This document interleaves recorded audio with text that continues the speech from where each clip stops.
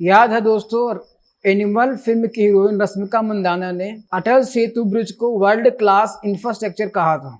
अब उस पर भी सवाल उठ रहे हैं दोस्तों। सवाल क्या है आगे मैं इस वीडियो में बताऊंगा। सबसे पहले इस ब्रिज का उद्घाटन प्रधानमंत्री नरेंद्र मोदी जी के द्वारा 6 महीने पहले होता है। 6 महीने पहले इस ब्रिज का उद्घाटन बड़े धूमधाम से किया जाता है और उसके बाद 6 महीने के बाद उस ब्रिज में दरारें पड़ जाती हैं।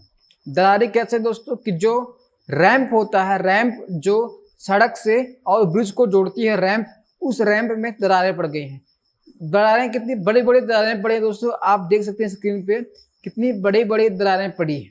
इस दरारे को लेकर कांग्रेस ने 18,000 करोड़ का घोटाला बताया। कितना? 18,000 करोड़ का घोटाला कांग्रेस ने बताया।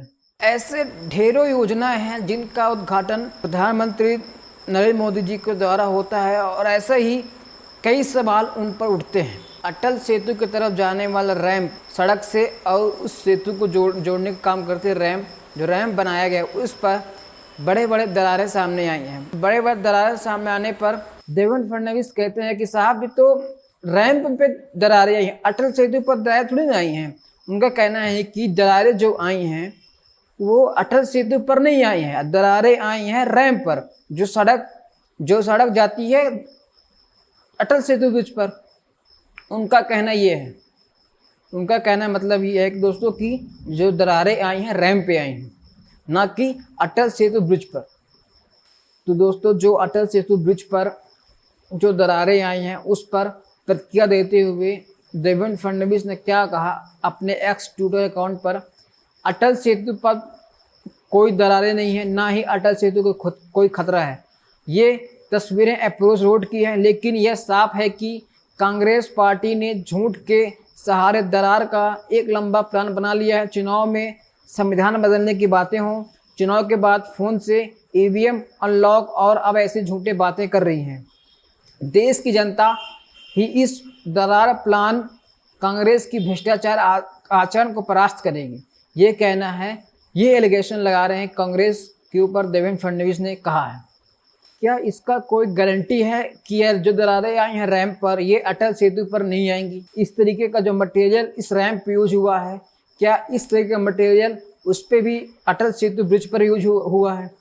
इसकी जांच होनी चाहिए दोस्तों। कौन सा मटेरियल, किस तरीके का अटल सेतु ब्रिज पर जो मटेरियल यूज हुआ है और जो रैंप पर मटेरियल यूज हुआ, क्या सेम मटेरियल यूज हुआ? अगर सेम मटेरियल यूज हुआ हो दोस्तों, पक्का इस रैंप, जिस तरह का रैंप में दरारें यहीं अटल सेतु पर आने का मौका, चांस बहुत ज़्यादा है।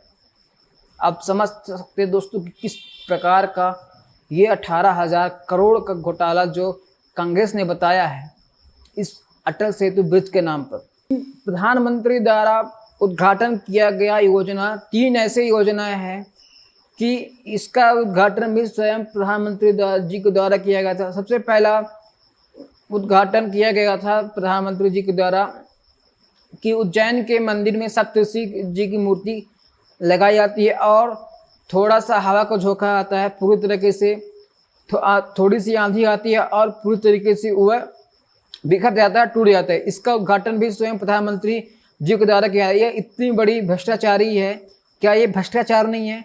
थोड़ा सा हवा आकर आता है और पूरी मूर्ति को ढा जाता है, बिखर जाता है। आप स्क्रीन पर देख सकते हैं किस प्रकार की मूर्ति वो एक आंधी आने पर पूरी तरह से टूट गई और बिखर गई। और क्या ये भ्रष्टाचार का निशानी नहीं है?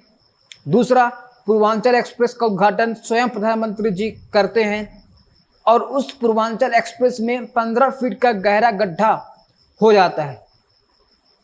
आप स्क्रीन पर देख सकते हैं 15 फीट का गड्ढा हो जाता है। क्या ये भ्रष्टाचार की निशानी नहीं है? इसमें इस जो 15 फीट की गड्ढा होता है दोस्तों, किसमें भी कुछ भी एक्सीडेंट हो सकता है, हो सकता था, किसी प्रकार की घटना हो सकती है। 15 फीट के गड्ढे में स्पीड से जो गाड़ियाँ आएंगी, तो इस प्रकार की योजनाएं, जो दूसरी योजनाएं थी पूर्वांचल एक्सप्रेस, उसमें भी उद्घाटन के बाद इस पे भी एक्सप्रेस में 15 फीट का गड्ढा हो जाता है। और इस पर भी क्या यह भ्रष्टाचार की निशानी नहीं है दोस्तों? इसके बाद तुरंत इसको संज्ञान में लिया जाता है और इसकी मरम्मत की जाती है। क्या ये भ्रष्टाचार की निशानी नहीं है? तीसरा योजना दोस्तों, प्रगति मैदान में जो अंडरपास बनाया गया था उसका भी उद्घाटन श्री प्रधानमंत्री नरेंद्र मोदी जी के द्वारा किया था। और एक बरसात में, आप स्क्रीन पर देख सकते हो दोस्तों, एक बरसात आती है और उस अंडर ब्रिज पर पूरा पानी भर जाता है और इसका भी उद्घाटन श्री नरेंद्र मोदी प्रधानमंत्री जी के द्वारा किया जाता है। अब समझ सकते हैं क्या ये भ्रष्टाचार की निशानी नहीं है? इस प्रगति मैदान में जो जाने के लिए जो अंडर पास ब्रिज बनाया जाता है उसका भी कम से कम 770 करोड़ की लागत से इस ब्रिज का निर्माण किया गया था। और एक बरसात आती है, पूरा पानी उसमें भर जाता है।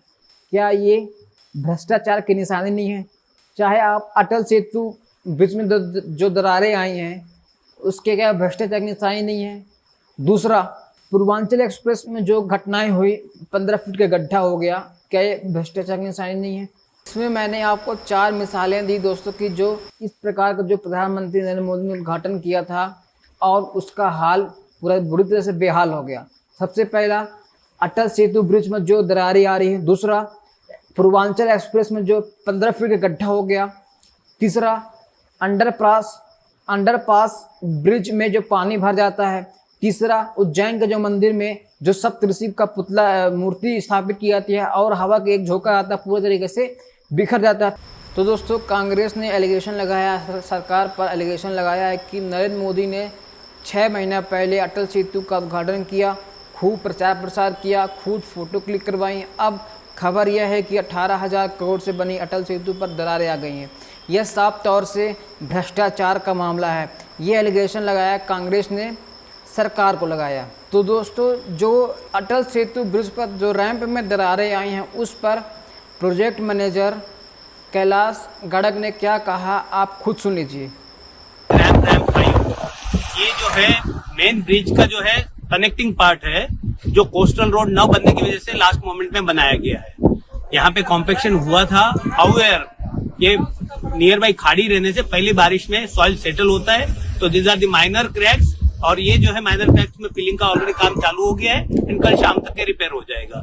और इसकी वजह से कोई ट्रैफिक डिस्टर्ब नहीं हुआ है, पब्लिक का जो है नॉर्मल ट्रैफिक चल रहा है एंड पब्लिक को कोई इनकन्वीनियंस नहीं होने दिया जा रहा है।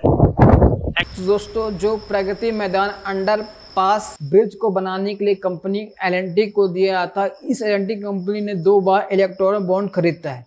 पहला 35 करोड़ का इलेक्टोरल बॉन्ड खरीदता है, दूसरा 50 करोड़ का इलेक्टोरल बॉन्ड खरीदता है। आप इस तरीके से समझ सकते हैं, जो प्रगति मैदान में जाने वाले अंडरपास को बनाने के लिए जो कंपनी को L&T कंपनी को जो टेंडर मिलता है वो भाजपा को पहले से ही इलेक्टोरल बॉन्ड का चंदा दे चुकी है। उसके बाद इनको यह टेंडर मिल जाता है प्रगति मैदान अंडरपास ब्रिज को बनाने के लिए। अब समझकर भ्रष्टाचार तो होना ही था। एक बार इसका झोंका आता है और उस बारिश में पूरी तरीके से पानी उस ब्रिज में, उस अंडरपास ब्रिज में पानी भर जाता है। आप समझ सकते हैं दोस्तों किस प्रकार का भ्रष्टाचार सरकार के निगरानी में हो रहा है। तो दोस्तों, अगर ये वीडियो आपको इन्फॉर्मेशन लगा तो लाइक करें और कमेंट में जरूर लिखें वीडियो को कैसा लगा। धन्यवाद।